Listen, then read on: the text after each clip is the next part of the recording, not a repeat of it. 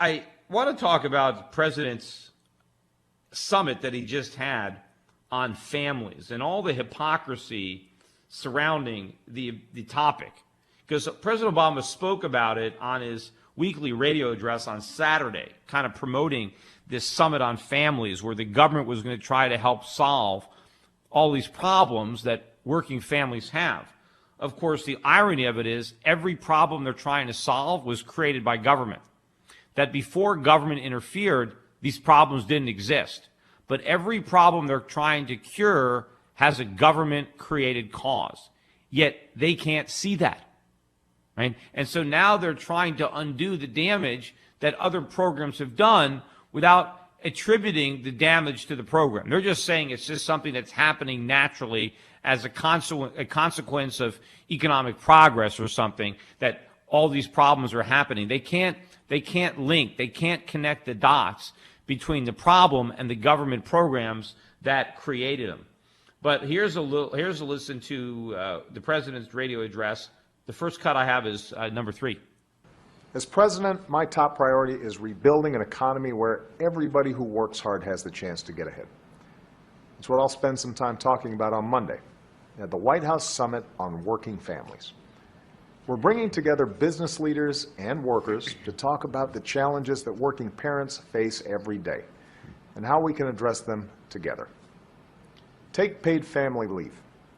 Many jobs don't offer adequate leave to care for a new baby or an ailing parent, so workers can't afford to be there when their family needs them the most. That's wrong, and it puts us way behind the times.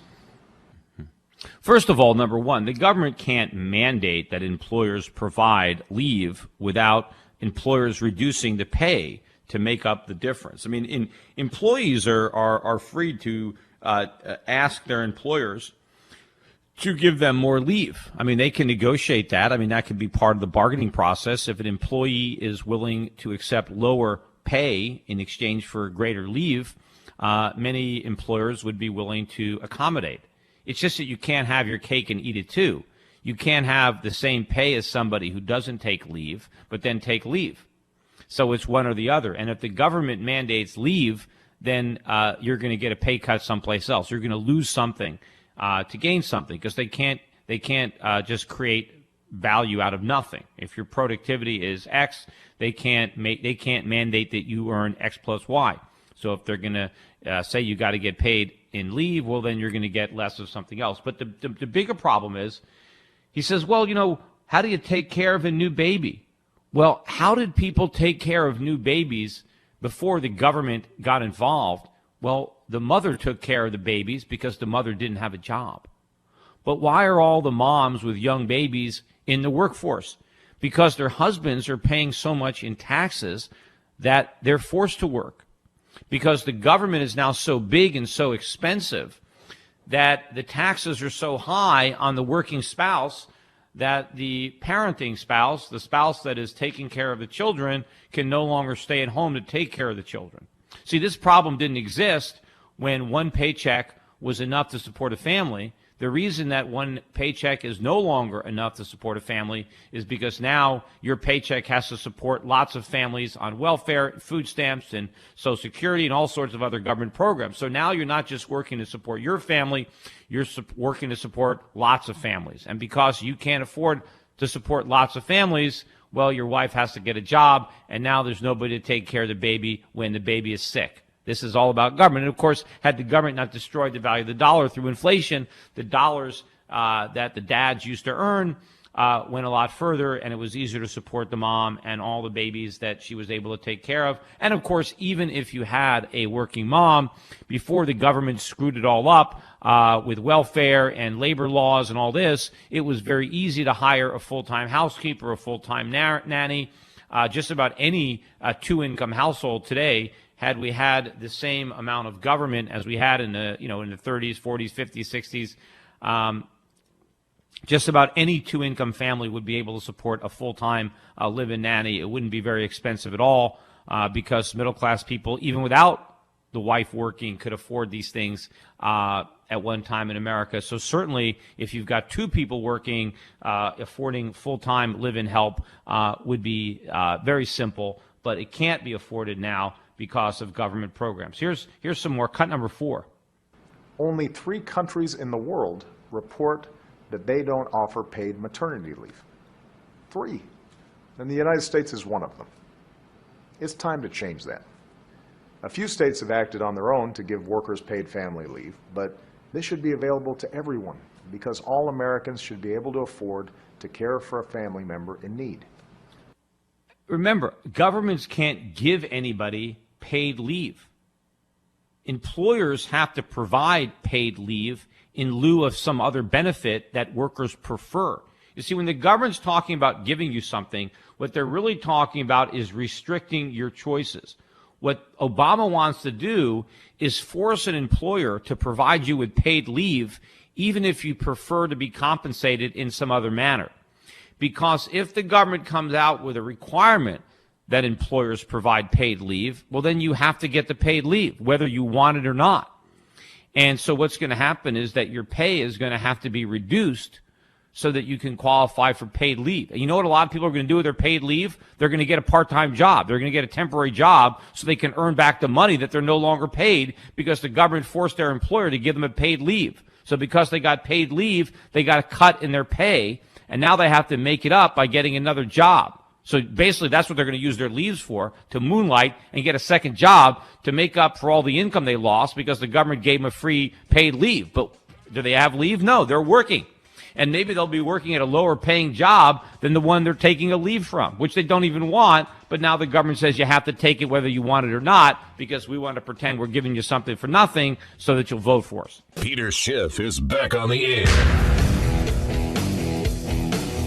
We're talking about President Obama's his summit on working families. And, of course, he doesn't realize the reason that families are working so hard, the ones that still actually have jobs, is because they're working to support the government and they're working to support families that are the beneficiaries of government programs rather than their own families. Once upon a time in America, when we didn't have the welfare state, we didn't have a gigantic government, we had a free market system, families just supported themselves, and it was very easy to do.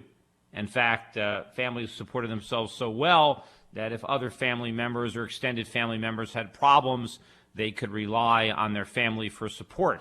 Today, if you run into difficulty, chances are your family members are tapped out too.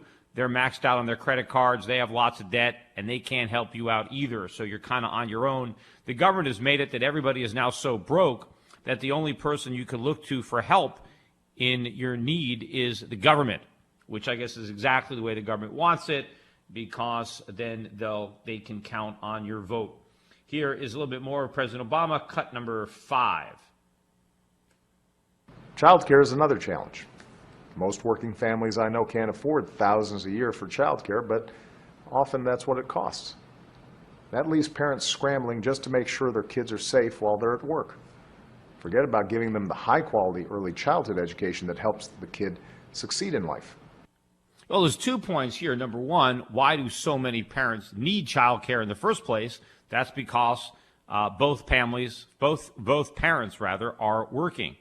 And why are both parents working? Because government is so big and taxes take so much of their paychecks that both parents now have to work. At one time in America, before we had all this government, both parents didn't have to work, and so child care wasn't an issue. And to the extent it was an issue, because of the lack of the labor laws that are existing today, it was much easier to hire help. And, of course, you didn't have to compete with welfare. If people wanted a job, they would accept the wages that you could afford instead of thumbing their nose at you because they got a better deal from the government and they don't have to do any work. But also, why is child care so expensive? Why is, these daycares? And that's because the government requires all these licenses. So if you want to provide daycare, let's say you're a mom who doesn't have a job, and a lot of the other moms in your community all work, and they're all putting their kids in daycare. Let's say you decide that, hey, why don't you just drop your kid off at my house, and I'll watch them, and pay me a third of what you're paying your current daycare, and I'll watch your kids until you get home. See, that would be illegal, because you have to have a license. You have to be a licensed daycare provider before you can offer services, for money. And since most people aren't going to do that for free, then you have, a lot of situations where households could have affordable daycare, but because of government licensing requirements, then the daycare is very expensive and very unaffordable. So you have government creating the problem, the need for daycare in the first place, and then government making daycare more expensive than it would ordinarily be if we had a free market. But of course, if we had a free market, we wouldn't even need the daycare in the first place. So there's no end to the way the government creates problems. And of course, their solutions aren't going to solve the problems. They're going to make them worse. Here's more Obama cut number 6. Then there's the issue of flexibility, the ability to take a few hours off for a parent-teacher conference or to work from home when your child is sick. Most workers want it, but not enough of them have it. What's more, it not only makes workers happier, studies show that flexibility can make workers more productive and reduce worker turnover and absenteeism. And that's good for business. So in other words, all the businessmen who are not giving their employees more sick days and more flexibility are just shooting themselves in the foot. Because if they were only as smart as President Obama and they did this for their workers would be more productive and they would make a bigger profit. See, how did President Obama, who's never run a business in his life, who's never done anything besides community organizer, how is President Obama so much more business savvy than all these other entrepreneurs that have been running businesses their entire lives?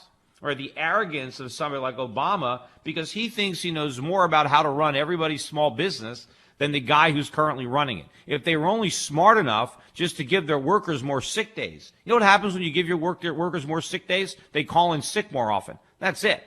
But of course, if you're going to give your workers more sick days, you got to give them less pay.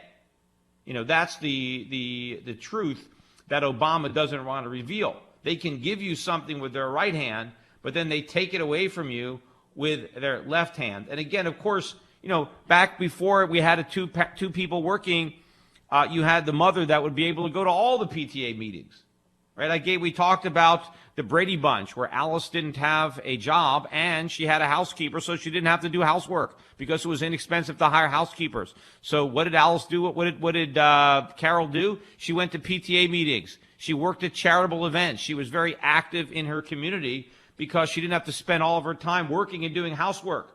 That's what they have to do now, thanks to the United States government. I think we have time for one more cut, number 7.